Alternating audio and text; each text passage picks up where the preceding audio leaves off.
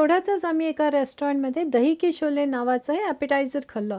बाहेरून अगदी मस्त क्रिस्पी, कंची, कुरकुरीत आणि आत येऊन छान क्रीमी फिलिंग होती, ज्याला किंचित आंबट गोड चव आणि मस्तपैकी मसालेदार. हे बाजारात अतिशय महाग मिळतात, पण आपण घरी केले तर अगदी त्याच्या चतुर्थांश किमतीमध्ये आपल्याला सहजपणे घरी करता येतात. तर चला मग सुरू करूया. त्याची सारण्यासाठी की फारशा गोष्टी लागत नाही, अगदी घरात असतात त्याच वस्तू सहजपणे आपल्याला वापरता येतात. यासाठी अगदी थोड्या प्रमाणात कांदा अगदी बारीक चिरलेला, गाजर पण अर्धे गाजर त्याहूनही कमी अगदी बारीक चिरलेलं, भोपळी मिरची छोटी असेल तर असं अख्खी, मोठी असेल तर अर्धी, आणि हिरवी मिरची बारीक चिरून. या सगळ्या भाज्या आपल्याला जेवढ्या बारीक चिरता येईल तेवढ्या बारीक चिरायच्या आहेत. आणि जेमतेम प्रत्येक भाजी आपल्याला जेमतेम 1 टेबलस्पून लागेल. मिरची किती तिखट आहे त्याप्रमाणे तुम्ही घ्या. जास्ती तिखट नसेल तर 2-3 मिरच्या घेतल्या तरी चालतील. आता या सगळ्या भाज्या एका कढईमध्ये थोडेसे बटरवर आपल्याला परतून घ्यायच्या. अगदी काही मऊ शिजवायच्या नाही आहे, अगदी क्रिस्प टेंडर म्हणतात तसं हाय हीटवर पटकन त्यांना शिजवून घ्यायचं आहे. हे फक्त एवढ्यासाठी करायचं आहे की आपण क्रीमी फिलिंगमध्ये जेव्हा मिक्स करू तेव्हा त्याला भाज्यांना पाणी सुटायला नको. तर आता क्रीमी फिलिंगसाठी आपल्याला दूध चक्का हवा आहे किंवा ज्याला हंग कर्ड म्हणतात ना ते हवं आहे. म्हणजे आपण श्रीखंडासाठी कसं हंग कर्ड किंवा चक्का बनवतो तसं दह्याला एका फडक्यामध्ये टाकून आणि त्यातलं पाणी शक्य तेवढं ढवळून घ्यायचं आहे.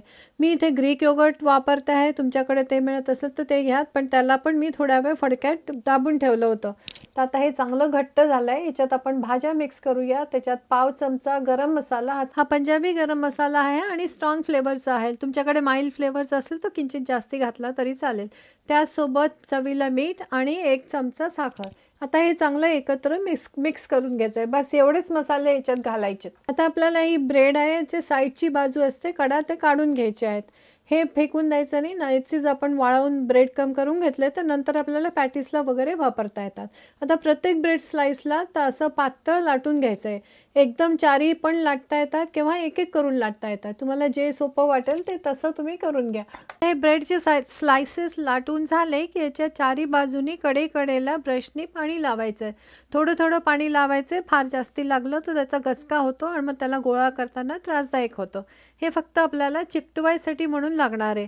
पाणी लावल्याबरोबर मधोमध त्याला 1 टेबलस्पून फिलिंग ठेवायची. त्याच्या आधी ब्रेड एका प्लास्टिकवर ठेवून घ्यावी. दुधाची पिशवी वगैरे घेतली तरी चालते. मी हा क्लिंग रॅपचा एक पीस घेतला आहे. आता बाजूने कडा एकत्र जवळ आणायच्या आणि अलगद हाताने दाबत त्या प्लास्टिकच्या सहायताने आपल्याला त्याला टॉफीसारखं रॅप करायचं. जसं चॉकलेट कसं दोन्ही बाजूनी रॅप करतो तसं. बाजूला कॉर्नर्स निघतील आणि मध्ये छान फिलिंग राहिलं. फक्त लक्ष ठेवायचं फिलिंग दाबल्यामुळे बाहेर नाही आली पाहिजे. तर हे असे सगळे रोल्स किंवा दही की शोले मी तयार करून घेतले. मी 2-3 वेगळ्या शेपमध्ये फोल्ड केलं. एक समोसासारखं केलं, एक पॉकेटसारखं केलं. तुम्हाला जो आवडेल तसं. पण मी जे खाल्ले होते ते सगळे असे टॉफीसारखे दोन्हीकडे टोकं निघालेली होती. आता तळ्यासाठी तेलाचं टेम्परेचर मात्र चांगलं गरम असायला हवं, म्हणजे पटकन तळलं जातं. तेल जर चांगलं तापलेलं नसेल तर ब्रेड खूप तेल पिते आणि मग तेलकट होताना अजिबात चांगलं लागत नाही. तर तळायला जेमतेम 2-3 मिनटं लागतात आणि भरकन तळलं जातं. असं छान गोल्डन रंग आला की लगेचच काढून एखादा पेपर टॉवेलवर ठेवा, म्हणजे जास्तीचं तेल असेल तर ते सोकून घेतं. असा सुरेख रंग आला आहे. आता मी या सगळ्यांना काढून घेते. बाकी सगळे पण असेच तळून घेणार आहेत. हे मला पदार्थ करायला अतिशय आवडला, कारण काही कणिक भिजवायची गरज नाही, लाटायची गरज नाही, कितीतरी वेळ वाचतो आणि ब्रेड जरी घरात नसली तर पटकन आणता येते. तर आता हे बघा आतून कसे दिसत आहेत मी तुम्हाला दाखवते. आता हे मस्त कुरकुरीत चविष्ट दही के शोले आवडले का तुम्हाला? आहेत ना सोपे करायला अगदी. मला हे नॉर्थ इंडियामध्ये याचं जास्ती प्रचलन आहे असं वाटतं. महाराष्ट्रातही तुम्ही बघितले आहेत का किंवा कधी खाल्ले असतील तर मला कॉमेंटमध्ये जरूर कळवा. तर आपण लवकरच भेटूया अशाच एखाद्या सोप्या रेसिपीसोबत. तोपर्यंत नमस्कार.